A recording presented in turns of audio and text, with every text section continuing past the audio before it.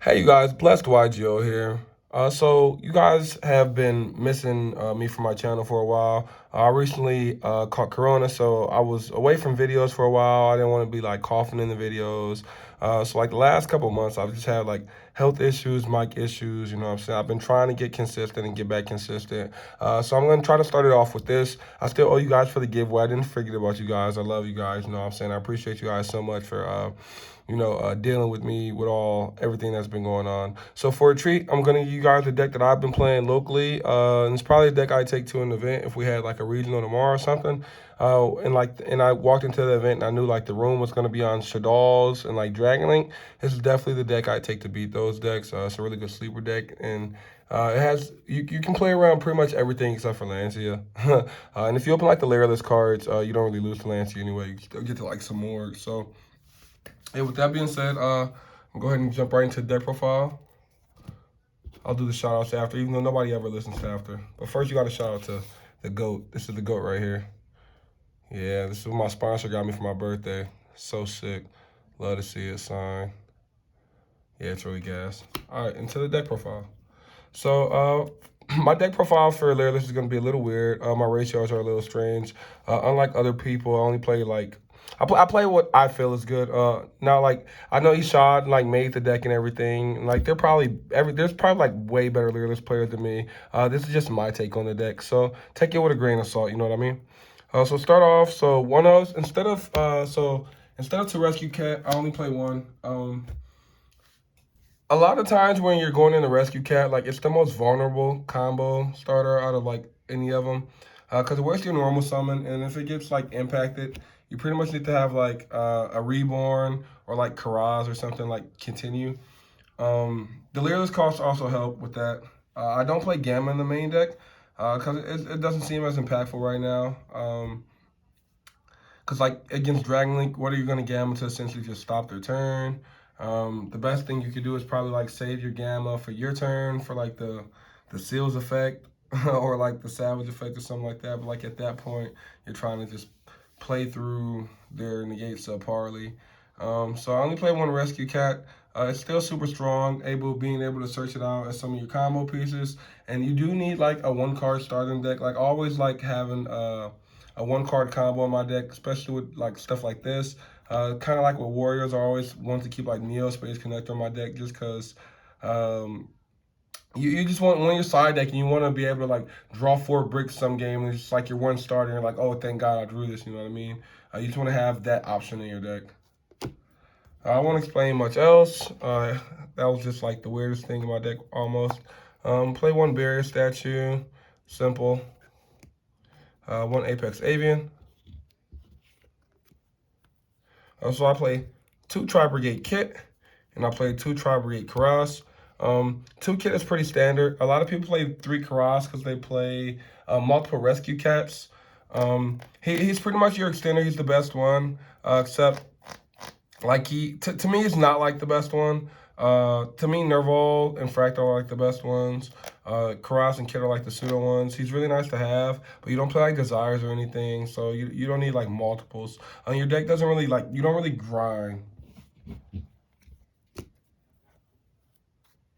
So also on top of that, I played 3 Nerval and 3 Fractal. Everybody pretty much knows what the Tri-Brigades do, so I don't really want to explain them. Nerval's Yorota, and then Fractal is basically, he's flexible. He can be like anything you want in your deck, so that's why he's like the best one. That's it for the Tri-Brigade monsters. I'm going to jump right into the Lyrilusc package. So we have 1 Sapphire Swallow, because she's your one of. I play 2 Cobalt Sparrow. Just because you can start this with like 1 for 1, you can summon this, and you can end up searching like Nerval. If you don't open like any other Tri-Brigade monsters, and you only open like 1 for 1 hand traps and stuff, like you at least have a line of play. And then I play 3 Warbler as well, because he's the best one. Warbler Fractal full combo. And then for hand traps, I play 3 Ash Blossom and 3 Phantasme. These are the only hand traps I play. A lot of people ask me, like, why do you play Phantasme if you're playing, like, barrier statues? Don't you want, like, hand traps you can use after you full combo? Since if you do full combo, you should be winning the game already. And so, like, your hand traps are pretty much for ensuring that you get a chance to play your turn when you're going second. And I found like Phantasma's actually is kind of like super cracked, and it's been like one of the best hand traps to play against other decks. Even like with Shaddolls, let's say like you're playing against a meta with Shaddolls and Dragon Links, you know what I mean? So like against Shaddolls, they're gonna go like normal summon Alistair, going to Magistus or whatever, and you drop a Phantasma. So it's like allowing you to dig for your Ash Blossoms.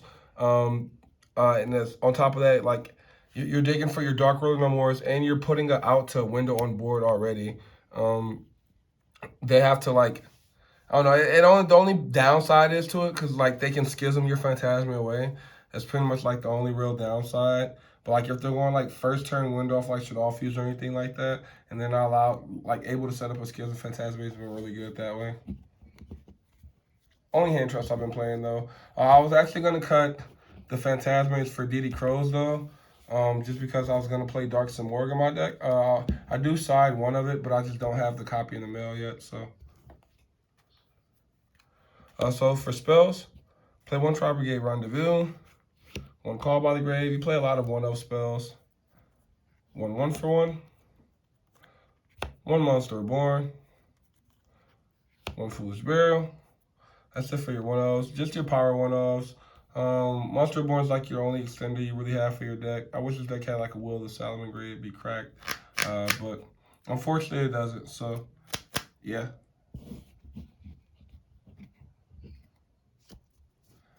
And then you play 3 Dark Ruler. This is to out things like window on your turn. You don't. I was main decking Cosmics in this deck as well. You can cut 1 for 1 in Monster Reborn and main deck 2 Cosmics. That's actually what I was doing for a very long time. It wasn't bad, but I figured I just wanted to try a build with more extenders. Dark Ruler's been really good as well. Like just going into a mirror match board, blanket effect, going against Dragon blanket. Like this makes you only have to worry about tidying. When I was main in Cosmics, like opening Dark Ruler Cosmic would just win you the game off bat. It was actually kind of nuts, especially if they don't special the if they don't special the Chambermaid off of the Spears effect, then they're not searching the tidying for the next turn. So when you Cosmic their tidying, they lose like their recursion play as well as losing their out to stop you on your turn. So Dark Ruler is like really solid in the deck right now. I think in the format it's a really good card as well in the main deck. And then of course we play three pot of prosperity. We were always playing 3-pot, especially when you can banish 6 and look at 6. We were always banishing 6 too as well, unless our hand was already perfect. Like sometimes even if it's perfect, I still low key want to banish 6 just to see like how much better it can get. Yeah, just that. And then you play 3 Tinky. Nothing really explained about Tinky. Search is Fractile. And then you play 1 Oath. Oath is really good. A lot of people don't know how to like set boards up with Oath. It's just really much, you pretty much just use Oath to stop like Dark Ruler. There's not really a lot else you really wanted to stop.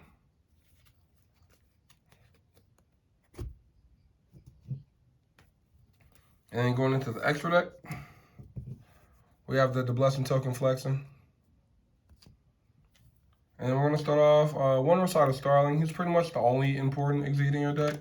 Like you play Zeus and a Symbol Nightingale as well, but you never summon these. These are pretty much just prosperity targets. And you play them because they're correct to play in your deck, and it's just like insurance to have. But I promise you, these are just like 2 of your 6 prosperity targets. I'll actually just show you all prosperity targets. So I'll move the prosperity targets over here.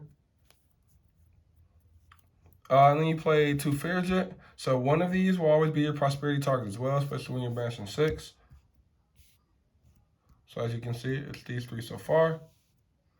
But yeah, you play 2 Fairjet. She's basically your Soul Day. You play 1 Ancient Warriors, 1 Harpy Conductor, 1 Simorg Bird of Sovereignty. This is your boss monster. 1 Tri-Brigade Rugal. You play 1 Doom Eagle. It's pretty much your flex spot. His effect's alright, but it's not like super crazy because it shuffles it in the deck and not banishes it. I wish it banished the monster that was in the graveyard, but it shuffles in the deck, so it's average. This is also one of your prosperity targets. play 1 Appaloosa, 1 Access Code Talker. You play 2 Suge, I'm sorry. This guy is insane. He's basically your searcher. Like, you can do some cool combos where you can go into him, search Rescue Cat, and then go into the Link 2 and special Rescue Cat off the Link 2. Yeah, those are like really, really cool. And then you play, and one of these is also your prosperity target. And you play 1 Link Rio, which is your 6th prosperity target. You can substitute any one of these targets over here for a access code talker. So if you ever want to keep one of these in your deck and your prosperity in for 6, you can just get rid of access code talker for whichever one of these you want to keep, and then you'll be fine. I just like to keep my big link 4s because they're super easy to make and they're like very big board disruptions. That's it for the extra deck though. Main deck was 40, extra deck is 15 obviously. Now I'll just go into the side deck. So for side deck, I have 3 Artifact Lancia. We also have 3 Nibiru. Nibiru's probably might be the worst card on my side deck right now. It's literally only there for like rogue matchups, rogue decks. Yeah, doesn't really come in versus like Dragon Link ever. Yeah, I never put that in versus Dragon Link. Literally only rogue matchups. It might come out of my deck if I can find something better to put in instead. And then for a spell trap removal, we main deck 3 Twin Twisters. Twin is just insane. I was using Cosmic for a while, but being able to hit more than 1 spell trap is just pretty good, especially when this deck doesn't really need the cards it has in its hand. And then for more spell and trap removal, because we respect back row decks, 3 Evenly Matched. Just because back row decks like aren't like meta defining or meta breaking, we still respect them, which is why I was main decking 2 Cosmics in my deck as well. Cosmic is pretty good. If I need to cut anything, I might cut the Nibirus for Cosmics if I'm just like having a decent time against combo and like start struggling versus back row. Because Nibiru is it's just not super important. It's just there for like prank hits, etc. Then I play 3 anti-spell. So the reason I play this over Imperial Order, a lot of people play Imperial Order, and a lot of people side the Harpy Trap. I do think the Harpy Trap is actually correct to side. I think it's kind of cracked. I just don't have any right now. I'm siding this over Order because while Order shuts off the spells and it takes one from your opponent, it also shuts off your own spells. So if you have any like power spells the next turn, like Reborn, or if you have like a Call by the Grave, it'll turn off your Call by. Whereas in like anti-spell, no one's really playing Droplets. Everybody's playing Dark Ruler. So, you know, you standby phase, anti-spell just serves the same purpose to an extent. Because next turn you should be killing them. And like if you go like, it's really cool when you side Dark Simorgh and you go anti-spell and then you summon Dark Simorgh off the statue. It's like, it's not, they can never play spell cards. That's pretty much it for the deck, you guys. Appreciate you guys for being patient on the channel, waiting for a while. I'll actually just randomly pick winners and I'll let you guys know, and I'll ask you guys for your info. I'll do it on this video actually. I remember I posted, and I'll just go back and look at which people are correct, and I'll just talk about it in the next deck profile. The next deck profile I'll be doing, it'll be an updated Salmon Great deck profile. It'll actually be like more competitive. I'll make it so you guys can actually like go to your locals or like to a case tournament and win. There's a couple cool concepts people were talking about, like Torrential Tribute, playing that new style deck now. See, I was like doing that a while ago, so like I'm so far ahead. I don't even do that anymore. Like I was playing Needle Sealing in my deck. Needle Sealing is just like really good versus Dragon Link. Nobody ever just like expects it, and it's always on like the Brawl Savage Summon or like right before the Brawl Savage Summon. And then you just protect your stuff with Bay Links instead of like wasting your 1 Bay Links during the battle phase. But yeah, I'll talk more about that in the next video, you guys. I don't want to drag it on too long. Shout out to my sponsors. Appreciate you guys. Love you guys. Blessed YGO. Signing out. Peace. Make sure to like, share, subscribe.